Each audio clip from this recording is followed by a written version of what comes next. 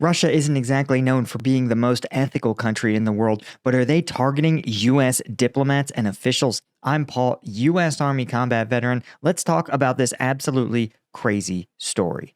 Okay, so this is coming to us. I don't think it's an April Fool's joke, despite coming out yesterday. This is a joint investigation by 60 Minutes Insider and Der Spiegel, the German news outlet, that strongly suggests, which is, I think, a good way of putting it, or compiles a lot of evidence pointing to the fact that the Kremlin, through their military intelligence unit, GRU Unit 29155, has sustained attacks against U.S. government personnel in the United States and internationally for over a decade.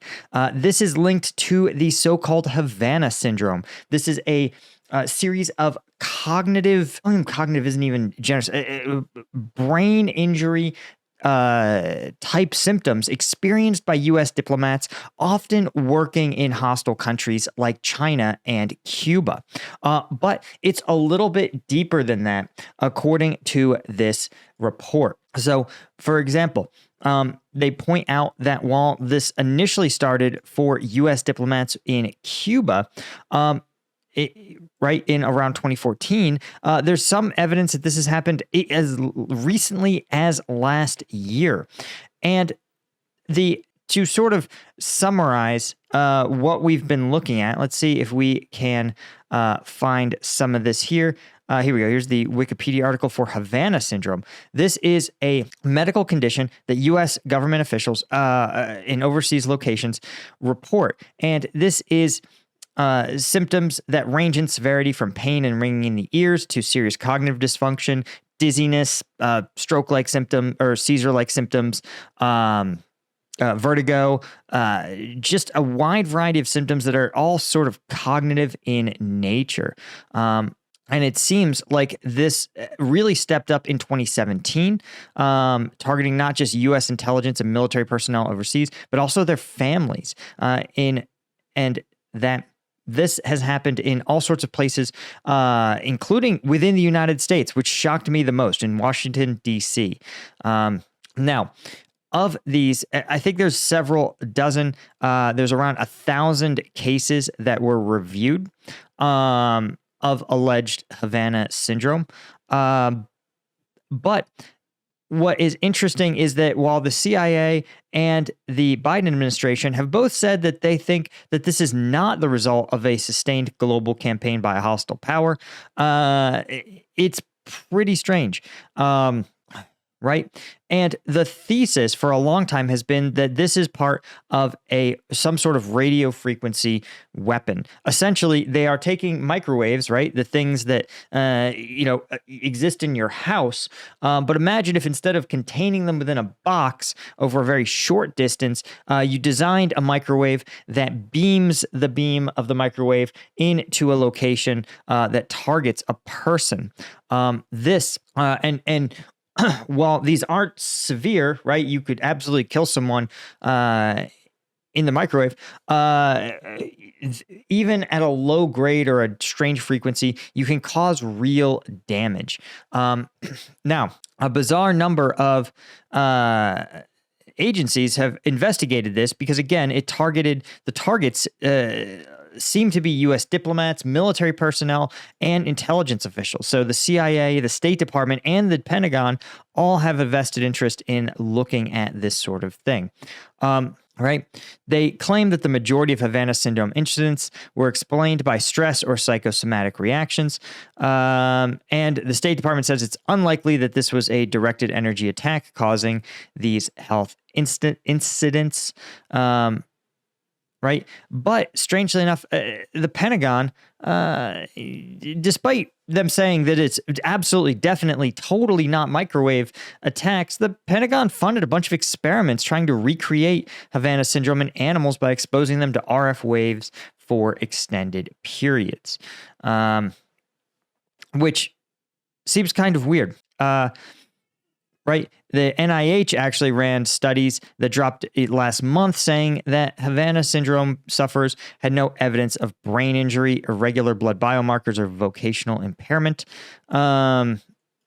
right? But here's the thing, guys. Here's the takeaway. Here's the thing to remember about brain injuries, right? And I've talked a lot to my wife about this, who's a research psychiatrist. So she's totally familiar with the way the brain and sort of all of these, all the functions of the brain work together or fail to work together. And there is a lot of brain injuries and brain symptoms that do not show up on scans. Remember CTE, the disease that affected football players and other athletes who've sustained concussions over a long period of time. Those people, their brains appear healthy on brain scans, right? They only get diagnosed with CTE after death, when they can examine the brain more completely. You have a similar occurrence with individuals who have diseases like MS, right? My wife has seen a number of patients who have MS and have real significant cognitive declines. Like, this isn't like maybe you're just stressed. This is like 2 years ago, I remembered where my daughter worked, and this year I have no idea where she works, right? Like, that's not stress. That's not, normal aging. Like, that is a huge cognitive decline. No change to their brain scans. And it's because brain scans aren't that sophisticated, right? I mean, it's really hard to get a picture of the brain without damaging it. Right? It's tough to do. And the brain is just such unique tissue that it's really hard to tease anything out from it, right? If you you can see kind of where blood's going, and you can see a little bit of like electrical activity kind of in some areas, but there's so much that we miss. And we know that there's so much that we miss because we see physical changes. We see indisputable changes to a person's behavior, to their vertigo, to their short-term memory, long-term memory, working memory, right? We see these, but we cannot see the damage on a scan. So I sit there, and when someone says, oh, well, we couldn't find brain damage on a scan, that is not the same thing as saying there isn't brain damage, right? That's not true of other things, right? Like if you get an x-ray, you say, wow, my arm really hurts. And they x-ray and they say, your bone isn't broken, your bone is intact, then there's not a debate. Your bone is not broken. But what is the evidence exactly of Russian involvement in this Havana syndrome? We are going to talk about that in just a second, but I did want to mention that if you guys haven't picked up your strike gum, you absolutely should. I'm not going to do a funny transition here. I have a bunch I could make, obviously, but I don't think this is funny. I think it's Russia attacking U.S. diplomats, U.S. officials and their kids. But this is my company. This is something that I worked really hard to launch. It is a caffeinated gum. We have 90 milligrams caffeine in every single piece. That's as much as an energy drink, 0 sugar, and 100 milligrams of alpha GPC for further cognitive enhancement. So if you are interested, you could pick it up here or on Amazon. Thanks to the dozens of people who've left us 5-star reviews on Amazon. That makes a huge difference. But if you pick up your strike gum on strikegum.com, we've got discounts, we've got veteran discounts, we have first-time customer discounts. So you should definitely check it out at strikegum.com. Okay, so let's talk in a little bit greater detail about some of these cases, right? And when you look at sort of the story here, when you peel the layers back of this investigation, it's really troubling, right? It tells the story, for example, of in one case, a high-level U.S. diplomat who, actually, this was a State Department security officer, right, working in the U.S. consulate in China. So this is someone who is probably a DSS agent, is probably what they're referring to, someone who is responsible for the arrest and extradition of criminals, high-level criminals. So again, highly likely to be associated with Russian interests or countering Russian intelligence, works in the consulate in Guangzhou, China. And he said that him and his wife began to suffer symptoms after hearing weird sounds in their apartment in 2017. Right? According to the Pentagon's principal investigator, he said, quote, he told us a lot of things when we first met him that we couldn't believe. And now years later, we believe everything. the Lindsay is the name of the DSS agent. He said he said the sound was like a marble circling down a metal funnel. He said he heard the sound 4 times, always in the same spot and the same time of day. And this is where things get spooky. He said it was right above his son's crib when he put him to bed at night. He said the sound was nothing like he'd ever heard before and fairly loud. Shortly after hearing the sounds, he and his wife began to fall ill. He had migraines, dizziness, and memory issues. Big concern was that nobody believed him. He had a hard time convincing his superiors something was up and needed to be addressed. And what's interesting is he said that he was targeted because of his work, where he used top secret equipment to analyze electronic threats to diplomatic missions. Literally, he may have been targeted because he might have been able to detect these weapon systems. Right? He says, quote, "This was a directed standoff attack against my apartment. It was a weapon," he said. "I believe it's radio frequency in the microwave range." Now, he says he's not sure whether this was an intentional use of technology that could, incidentally hurt people, or whether it was a device that was designed to hurt people. We still don't know. Right? But it's not even, that's just the start, right?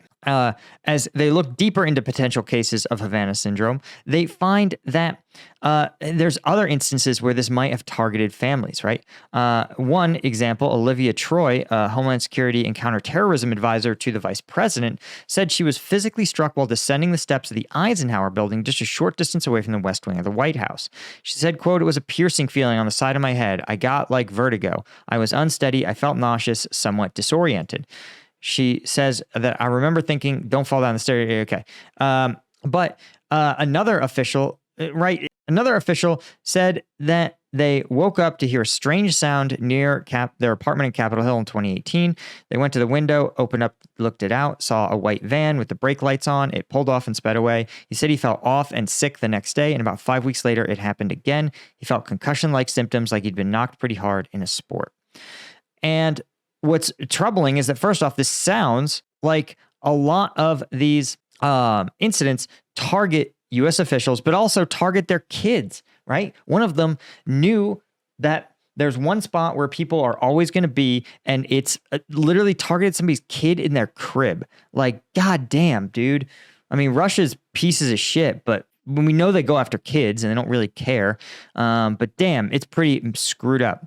One person claims they were awakened by a loud, painful sound. They got their kids and booked it to a hotel room, but whatever hit them in their apartment had followed them to their hotel. Right? They said that while the woman woke up, she said actually she looked at her kids and they were both thrashing in their beds, asleep, kicking and moving aggressively. And she says that she put her head down right next to her daughter's head, and she could hear a sound like water rushing. Right? And the whole family is actually in rehab, trying to get their balance, eyesight, and memory back. Right? And this is pretty twisted stuff, if it's true. And the reporting from Der Spiegel actually attributes it to a known actor called GRU Unit 29155. This is a unit that's responsible for a lot of Russia's most nastiest, dark, classified operations. And this is stuff that they are identified and known to have been affiliated with. Right, was, for example, a 2014 attack on ammunition depots within the Czech Republic. Remember, this is the Czech Republic, famous for, in the last couple months, providing large numbers of artillery shells to Ukraine. But remember, in 2014, Russia had just annexed Crimea from Ukraine. Right? And what's interesting is, of course, the Czech police identified 2 suspects who, ironically, are the exact same ones who poisoned Sergei Skripal, who was a defector from the unit. But even more troubling, this unit also operated a bounty program, offering cash to Taliban militants if they killed U.S. soldiers in Afghanistan, right? The assessment was that several U.S. military personnel did die as a result of this bounty program. And this is one of those things that really irks me, because a lot of the pro-Russian crowd sit there and they frame this narrative up of innocent Russia, poor Russia, just because they don't like the West. The West has it out for them. And it's like you were paying the Taliban to kill U.S. troops. long before any of this invasion of Ukraine, right? And the U.S. did basically nothing. I'm actually angrier about that. Right. And what's interesting is that even though this is pretty firmly established as true, in 2020, the Secretary of Defense and the two top-level U.S. military commanders said, quote, the reports of a Russian-backed bounty program were credible as they dug into them, but he found no causative link between the reported bounties and actual U.S. military deaths. The NSA actually said, quote, we don't have information to support the conclusion at the same level, right? Assessed with medium confidence, right? So it really irks me to see the U.S. military detect these things and do nothing, do absolutely nothing, right? And so it doesn't shock me. What's interesting is that this report says that Unit 29155 is connected, right? Oftentimes where these known unit members are stationed is where attacks are reported. But what's also interesting is that senior members of the unit received awards and political promotions for work related to the development of, quote, non-lethal acoustic weapons, and that members of the unit had been geolocated to places around the world just before or at the time of reported incidents. And again, to me, guys, this is part of this. When you hear Russia spin this innocent Russia, poor Russia, why does the West have it out for us narrative? You have to understand that the fact that this occurred and the United States not only did nothing in response to it, but actually pretended that it didn't happen, that it was more politically advantageous to U.S. leadership. And by the way, this happened from 2014 to 2023. So the Obama administration, the Trump administration, and now the Biden administration. So it's not a party thing. Both parties are guilty of this, of saying, listen, you attacked our staff, but you know what? You can have them. F those staff. F their kids. We don't care. We're going to pretend that you guys didn't do this because the U.S. government wants to bury its head in the sand. And it's buried its head in the sand about Russia for a decade.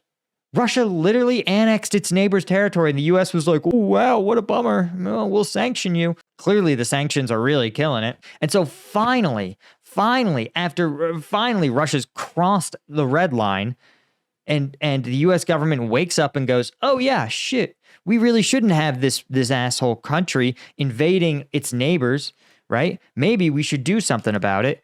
And even now, the U.S. government's now like, oh, is it too expensive? I'm like, do you not care about your own people?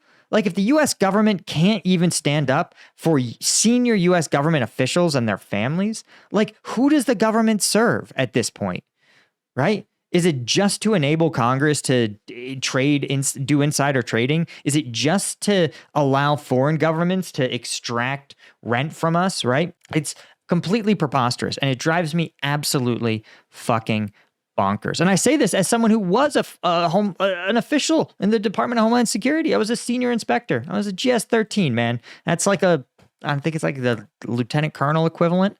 But it's crazy that the U.S. government just cannot go to bat for any of its people. Anyway, guys, that's all I had for today. Thank you so much. Thanks to the Colonel tier members, Lieutenant tier members of CombatVetNews.com, and I will see you guys in the next one. Cheers.